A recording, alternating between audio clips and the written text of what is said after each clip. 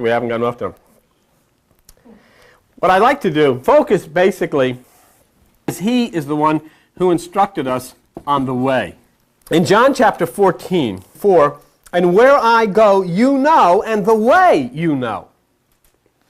Now, I would ask, he says that you know the way. Do you know the way? He says you know the way. He didn't say you should know the way. He said you know the way. He taught the way. And you who have claimed to have studied the Bible, and you who have claimed to have studied the Bible, and you who have claimed to have studied the Bible should know the way, because they got Matthew, Mark, Luke, and John, and he talks about the way throughout the entire Bible. He says in Luke 17, verse 21, the kingdom is in you. But narrow is the way. Few there are who find out that the kingdom is inside of themselves. He gives us instruction. Luke chapter 11, okay?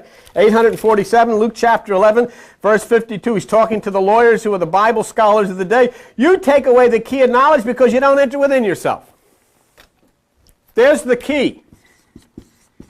Entering in. That's the key. You've got to enter in yourself. That's the key. So he says the way is narrow, the kingdom is in you, and the key is entering in yourself. That's the key. He says the key is entering in. Narrow is the way that few find, which is the kingdom, which is within you. John chapter 14, verse 20. At that day you shall know I am in my Father, you in me, and I in you. That's the way. Christ in you. Okay? Well, what do? If you do that, you go into meditation, things happen. Take no thought. Okay. So here is the way. You practice the single eye, you take no thought, you understand that Jesus the Christ dwells in you, the key is entering in yourself, the way is very narrow, few of your friends are going to find it, they're probably going to make fun of you, but the kingdom of God is within you, and the key is entering in, practicing the single eye, and you'll find it. That's the way. I challenge anybody, I challenge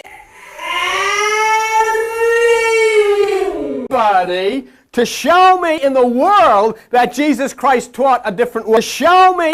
That's the way. Jesus says, because Jesus Christ said, remember we read a little earlier ago, Luke 11:52, you take away the key because you don't enter within yourself. He didn't say you take away the key because you don't go to church. He didn't say you take away the key because you don't read the Bible. He didn't say you take away the key because you're not born again, because the only person he said had to be born again was a religious person.